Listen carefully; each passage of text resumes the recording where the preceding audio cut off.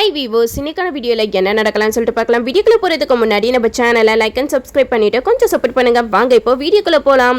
நம்ம கார்த்தி மயில் ரெண்டு பேருமே சாமுண்டீஸ்வரி ரேவதியை தேடி போய்கிட்டு இருக்காங்க. அப்போ தான் இந்த சைடு சூரியகலா வந்து நினைக்கிறாங்க, இதுங்களெல்லாம் இனிமேட்டு நம்பினா வேலைக்காகாது, ஆன்ட்டியை காணன்னு சொல்லிட்டு போலீஸில் கம்ப்ளைண்ட் பண்ணிட வேண்டியதான் அப்படின்னு சொல்லிட்டு சூரியகலா வந்து போலீஸ் ஸ்டேஷனுக்கு போகிறாங்க. அங்கே போயிட்டு எங்கள் ஆன்ட்டியை காணோம் அப்படின்னு சொல்லிட்டு கம்ப்ளைண்ட் பண்ண அதை கேட்டால் அந்த அதிகாரியும் சூரியகலா கிட்ட கேட்குறாங்க, என்னம்மா நீ மொட்டையா ஆன்ட்டின்னு சொன்னால் நாங்கள் எந்த ஆன்ட்டியை எடுத்துக்கிறது, நீ யாரை காணோம் எப்போ காணாமல் போனாங்க அப்படின்னு சொன்னா தானே நாங்கள் வந்து இன்வெஸ்டிகேஷன் பண்ண முடியும் அப்படிங்கிற மாதிரி அங்கே இருக்க அதிகாரிங்கெல்லாம் சொல்ல இது கேட்ட சூரியகலா சொல்கிறாங்க, என்னோட அத்தையை காலையிலேருந்து காணோம், அவங்க ஒரு பேர் சுட்டு விழாவுக்கு போயிருந்தாங்க, அவங்க இன்னும் வீடு திரும்பல அப்படிங்கிற மாதிரி சொல்லும்போது அந்த அதிகாரி கேட்குறாங்க, உங்களுக்கு யார் மேலேயாவது சந்தேகம் இருக்கா அப்படின்னு சொல்லிட்டு சூரியகலா கிட்ட கேட்க அதுக்கு சூரியகலா சொல்கிறாங்க, எனக்கு ஒருத்தர் மேலே தான் சந்தேகம் இருக்கு, எங்கள் அத்தை வீட்டில் ஒருத்தர் டிரைவராக வேலை பார்த்துட்டு இருந்தாரு, அவரை திடீர்னு எங்கள் அத்தை வேலையை விட்டு நிப்பாட்டிட்டாங்க, ஒருவேளை அந்த கோவத்தில் எங்கள் அத்தையை கடத்திருப்பானோ என்னமோ அப்படிங்கிற மாதிரி சூரியகலா சொல்ல இதை கேட்ட அந்த அதிகாரியும் சரிம்மா நாங்கள் பார்த்துக்கிறோம் அப்படின்னு சொல்லிடுறாங்க. அப்போ தான் சூரியகலா வந்து கார்த்தியோட ஃபோட்டோவை காட்டுறாங்க. கார்த்தியோட ஃபோட்டோ பார்த்துட்டு சரிம்மா நாங்கள் சீக்கிரமாக கண்டுபிடிக்கிறோம் அப்படிங்கிற மாதிரி சொல்லிட்டு அந்த அதிகாரிகளும் போயிடுறாங்க. அப்போ தான் அந்த அதிகாரிங்களாம் கார்த்தியை தேடி போயிட்டு இருக்கும்போது கார்த்தி மயில் ரெண்டு பேருமே காரில் போகிறத பார்க்குறாங்க.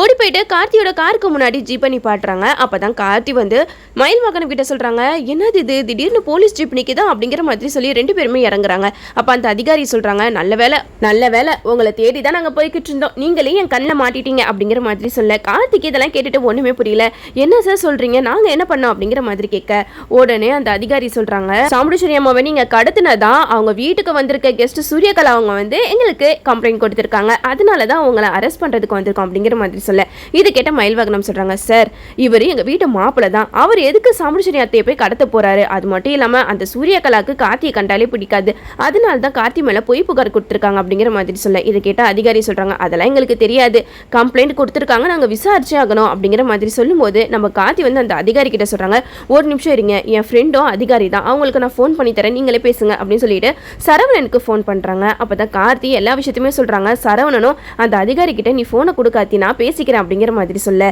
சரவணன் அந்த அதிகாரிங்க கிட்ட போனை கொடுக்குறாங்க. அப்போ சரவணன் சொல்றாங்க, சார் கார்த்தி என்னோட ஃப்ரெண்டு, அவர் எவ்வளவு பெரிய ஆள் தெரியுமா, அவர் அந்த மாதிரி பண்றவரெல்லாம் கிடையாது, அவருக்கு வேண்டாதவங்க தான் தேவையில்லாத இந்த மாதிரி கம்ப்ளைண்ட் கொடுத்துருக்கணும், அதெல்லாம் பெருசா எடுத்துக்காதீங்க, இப்போதைக்கு நீங்க அவரை விட்டாதான் அவர் ஒய்ஃபையும் அவரோட அத்தையும் தேடி கண்டுபிடிக்க முடியும், நீங்க பாட்டுக்கு அவரை போலீஸ் ஸ்டேஷன்ல அரெஸ்ட் பண்ணி வச்சிட்டீங்கன்னா அப்புறம் எப்படி அவர் அவங்கள கண்டுபிடிப்பாங்க அப்படிங்கிற மாதிரி சொல்ல இதை கேட்ட அந்த அதிகாரியும் சரி சரவணன் உங்க பேச்சு கேட்டுதான் நான் வந்து இவரை விடுறேன் அப்படிங்கிற மாதிரி சொல்லி கார்த்தியை விட்டுடுறாங்க.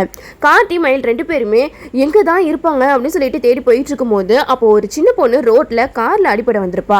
அந்த பொண்ணை நம்ம கார்த்தி தான் காப்பாத்திருப்பாங்க. அந்த பொண்ணு கழுத்துல ரேவதிக்கு கார்த்தி கொடுத்தாங்க இல்லையா அந்த செயின் வந்து போட்டிருப்பா. அந்த செயினை பார்த்ததுமே மயில் வாகனம் கிட்ட கார்த்தி சொல்றாங்க, இந்த பொண்ணு கழுத்துல போட்டிருக்க செயின் ரேவதிக்கு நான் வாங்கி கொடுத்த செயின் மாதிரி இருக்கு அப்படிங்கிற மாதிரி சொல்ல இதை கேட்ட மயில் வாகனம் சொல்றாங்க, எதுக்குப்பா நீ சந்தேகப்பட்டு இருக்க, நம்ம போயிட்டு இந்த பொண்ணோட அம்மா கிட்டேயே நம்ம கேட்போம் அப்படின்னு சொல்லிட்டு அந்த பொண்ணை கூட்டிட்டு போறாங்க. அப்பதான் அந்த பொண்ணோட அம்மா பதறடிச்சிட்டு ஓடி வராங்க, நல்ல வேளையா என் பொண்ணை நீங்க காப்பாத்திட்டீங்க, இல்லைன்னா என் பொண்ணோட வாழ்க்கை என்ன இருக்கும் அப்படிங்கிற மாதிரி ஓடி வந்து பேசும்போது கார்த்தி சொல்றாங்க, இனிமேட்டு அஜாக்கிரதையா குழந்தைங்கள எல்லாம் வெளியில விடாதீங்க அப்படிங்கிற மாதிரி சொல்றாங்க. அப்பதான் கார்த்தி வந்து அந்த குழந்தையோட அம்மா கிட்ட கேட்கறாங்க, இந்த குழந்தை போட்டிருக்க செயின் எங்கம்மா வாங்குவீங்க அப்படிங்கிற மாதிரி கேட்க அதுக்கு அந்த குழந்தையோட அம்மா சொல்றாங்க, சார் இது வந்து என் வீட்டுக்காரி எடுத்துட்டு வந்து கொடுத்தாரு சார், ஆனா அவர் எங்க வாங்கினார்லாம் தெரியல அப்படிங்கிற மாதிரி சொல்ல இதை கேட்ட கார்த்தி சொல்றாங்க, இல்லம்மா அந்த குழந்தை போட்டிருக்க செயின் வந்து என் ஒய்ஃப் ரேவதிக்காக நான் வாங்கின செயின், அந்த செயினோட ரசீது கூட என்கிட்ட இருக்கு, நீங்க வேணா பாருங்களேன் அப்படிங்கிற மாதிரி சொல்ல இதை கேட்ட அந்த குழந்தையோட அம்மா சொல்றாங்க, நான் அப்பவே சந்தேகப்பட்டேன் சார், நாங்க கஷ்டப்படுறவங்க, இவர் எப்படி இந்த செயினை வாங்கிட்டு வந்தாருன்னு எனக்கு டவுட் இருந்துச்சு, இப்பதான் எனக்கு தெரியுது அவன் திருடிட்டு வந்திருக்கானா, அது மட்டும் இல்லாம என் கையில நிறைய பணம் வேற கொடுத்தாரு, கேட்டா நான் இன்னைக்கு ஒரு வேலை பார்த்தேன் அதுக்காக தான் இவ்வளவு பணம் எனக்கு கிடைச்சிருக்குன்னு வேற சொன்னான், எனக்கு என்னமோ அவனை பிடிச்சி விசாரிங்க அப்பதான் தெரியும் அப்படிங்கிற மாதிரி சொல்ல கார்த்தியும் அந்த செயினை எடுத்தவர்கிட்ட போய் கேட்குறாங்க, இந்த செயின் உங்களுக்கு எப்படி கிடைச்சது அப்படிங்கிற மாதிரி கேட்குறாங்க. அப்போ அவங்க சொல்கிறாங்க, உங்களுக்கு எதுக்கு இதெல்லாம் அப்படிங்கிற மாதிரி கேட்கும்போது நம்ம கார்த்தி வந்து கோவப்படுறாங்க, இங்கே பாருங்க நான் கோவப்பட்டேன்னா நீங்கள் தாங்க மாட்டீங்க, நீங்களே எல்லா உண்மையும் சொல்லிட்டீங்கன்னா அப்புறம் நீங்கள் தப்பிச்சிங்க, இந்த செயின் எப்படி உங்களுக்கு கிடைச்சது நீங்கள் உண்மையை சொல்லலைன்னா அவ்வளவு தான், நான் என்ன பண்ணுவேன்னு எனக்கே தெரியாது அப்படிங்கிற மாதிரி கார்த்தி சொல்ல அப்போதான் அந்த குழந்தையோட அம்மா சொல்கிறாங்க, எங்கேயா நீ இந்த செயினை எடுத்த ஒழுங்காக சொல்லித்தோல, இல்லைன்னு வச்சுக்கோயேன் அவர் உடனே சும்மா விட மாட்டார், அது மட்டும் இல்லாமல் என் குழந்தை உயிரே காப்பாத்திருக்காரு, அவருக்கு என்னால முடிஞ்ச ஹெல்ப்பை நான் செய்யணும் அப்படிங்கிற மாதிரி சொல்லும்போது அப்ப அந்த குழந்தையோட அப்பா சொல்றாங்க, சிவனாண்டி முத்துவேல் 2 பேரும் சேர்ந்து ஒரு பொண்ணை செங்கல் சோலையில மறைச்சு வைக்க சொன்னாங்க. நானும் அவர் பேச்சை கேட்டுட்டு அந்த பொண்ணை கடத்திட்டு போனேன். அப்பதான் அந்த பொண்ணு கழுத்துல இருக்க செயின் கீழே விழுந்துருச்சு. சரி நம்மளும் ஒரு பொம்பளை பிள்ளைய வச்சிருக்கோமே அப்படின்னு சொல்லிட்டு அந்த செயினை எடுத்துட்டு வந்து என் குழந்தைக்கு போட்டு விட்டேன் சார் அப்படிங்கிற மாதிரி சொல்ல, இதை கேட்ட கார்த்தி வந்து சொல்றாங்க, நல்ல வேலை நான் என் ஒய்ஃபை காணான்னு தேடிட்டு இருந்தேன், இப்போ உங்க மூலமா என் ஒய்ஃப் எங்க இருக்காங்கன்னு எனக்கு தெரிஞ்சிருச்சு அப்படின்னு சொல்லிட்டு கார்த்தி மயில் 2 பேருமே கார் எடுத்துட்டு ஓடுறாங்க. அப்போ கார் எடுத்துட்டு போய்கிட்டு இருக்கும்போது இந்த சைடு அந்த குழந்தையோட அப்பா வந்து சிவனாண்டிக்கு ஃபோன் போட்டு சொல்லிடுறாங்க, சார் சார் என்னை மன்னிச்சிருங்க சார், எனக்கு வேற வழி தெரியல, நான் எல்லா உண்மையும் சொல்லிட்டேன். அந்த கார்த்தி பையன் என் வீடு தேடியே வந்துட்டான். அந்த கார்த்திக்கு நீங்க தான் அந்த ரேவதி சாமுசரி 2 பேரையும் கடத்துனதா தெரிஞ்சிருச்சு அப்படிங்கிற மாதிரி சொல்ல, இதை கேட்ட சிவனாண்டி வந்து இந்த கார்த்திக்கு வேற வேலையே இல்லையா அப்படின்னு சொல்லிட்டு பயங்கரமா டென்ஷன் ஆக, இந்த சைடு முத்துவேல் கேட்குறாங்க, என்னப்பா வேணே ஏன் இவ்வளோ டென்ஷன் ஆகுற அப்படிங்கிற மாதிரி கேட்க, அதுக்கு சிவனாண்டி சொல்றாங்க, அந்த கார்த்தி பையனுக்கு எல்லா உண்மையும் தெரிஞ்சிருச்சு, இன்னும் கொஞ்ச நேரத்தில் அந்த ரேவதி சாமுசரி 2 பேரையும் போய் காப்பாத்திட போறான் அப்படிங்கிற மாதிரி சொல்ல, இதை கேட்ட முத்துவேல் சொல்றாங்க, போச்சு அன்னைக்கே சாமுடிச்சரியை கடத்திட்டு வந்தப்ப நம்மள ஒரு வழி பண்ணிட்டான், இப்போ என்ன பண்ண போறான்னு தெரியலையே அப்படின்னு சொல்லிட்டு 2 பேரும் முழிச்சிட்டு இருக்கும் போது டேனி வராங்க. டேனி முத்துவேல் கிட்ட கேட்குறாங்க, என்னாச்சு ஏன் இவ்வளோ டென்ஷனாக இருக்கீங்க அப்படிங்கிற மாதிரி கேட்க, அதுக்கு சிவனாண்டி சொல்றாங்க, டேனி நம்ம நல்லா மாட்டிக்கிட்டோம், இப்போ அந்த கார்த்திக்கு அந்த சாமுடிச்சரி ரேவதி 2 பேரும் இருக்கிற இடம் தெரிஞ்சு போயிடுச்சு அப்படிங்கிற மாதிரி சொல்ல, உடனே அந்த டேனி சொல்றாங்க, நீங்க எதுக்கும் டென்ஷன் ஆகாதீங்க நான் பார்த்துக்கிறேன் அப்படின்னு சொல்லிட்டு கார்த்தி அந்த செங்கல் சோலை வழியாக தானே போயிட்டு இருப்பாங்க. அங்கதான் அந்த டேனியும் சேரை போட்டு உட்காந்துருப்பாங்க. அப்போ நம்ம கார்த்தி கார் ஓட்டிட்டு போயிட்டு இருக்கும்போது அங்க நடுவுல அந்த டேனி உட்காந்துருக்கிறத பார்த்துட்டு பயங்கரமா ஷாக் ஆவாங்க. மயில்வாகனம் கிட்ட சொல்லுவாங்க, என்னப்பா இது எவனோ ஒருத்தர் நடுவுல சேரை போட்டு உட்காந்துருக்கான் அப்படின்னு சொல்லிட்டு காரை விட்டு இறங்குவாங்க. மயில்வாகனம் போயிட்டு அந்த டேனி கிட்ட போய் பேசுறாங்க, எதுக்கியா இப்படி நடு ரோட்ல சேரை போட்டு உட்காந்துருக்கா அப்படிங்கிற மாதிரி கேட்கும்போது அப்ப அந்த டேனி மயில்வாகனத்தை அடிச்சிடுறாங்க. உடனே கார்த்திக்கு வந்துச்சு பாருங்க கோபம், அங்க போயிட்டு டேனி அடின்னு அடிச்சிடுறாங்க. யார் மேலடா கையை வைக்கிறேன், என் அண்ணன் மேலேயேவா கை வைக்கிறேன் அப்படின்னு சொல்லிட்டு டேனியை போட்டு அடிச்சு நொறுக்கிடுறாங்க. இந்த சைடு நம்ம கார்த்தி மயில் 2 பேருமே அந்த செங்கல் சிலைக்கு போறாங்க.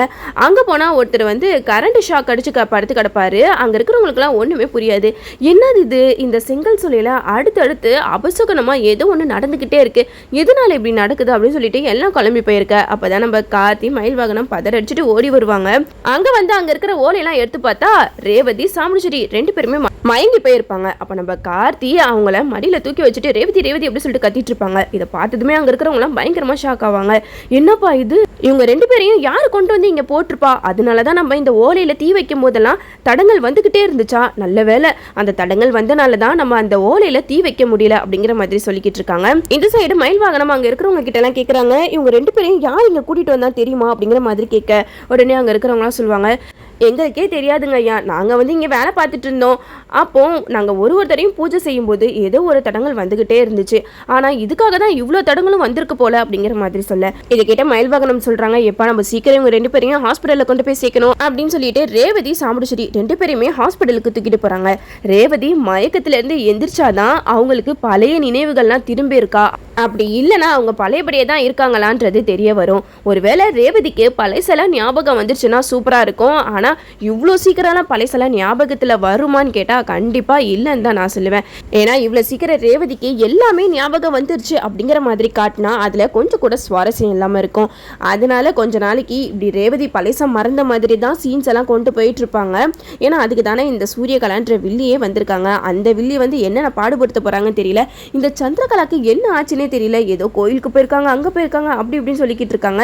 ஆனா சந்திரகலா வந்தாதான் சூப்பரா இருக்கும். சந்திரகலா இல்லாம சீரியலே கொஞ்சம் போர் அடிக்கிற மாதிரி இருக்கு. இதுக்கப்புறம் கதைக்களத்தை எப்படி கொண்டு போறாங்கன்னு சொல்லிட்டு நம்மளும் வெயிட் பண்ணி பார்ப்போம். ஓகே வியூவர்ஸ், இந்த வீடியோ உங்களுக்கு பிடிச்சிருந்தா லைக் பண்ணுங்க, மறக்காம நம்ம சேனலை சப்ஸ்கிரைப் பண்ணிருங்க.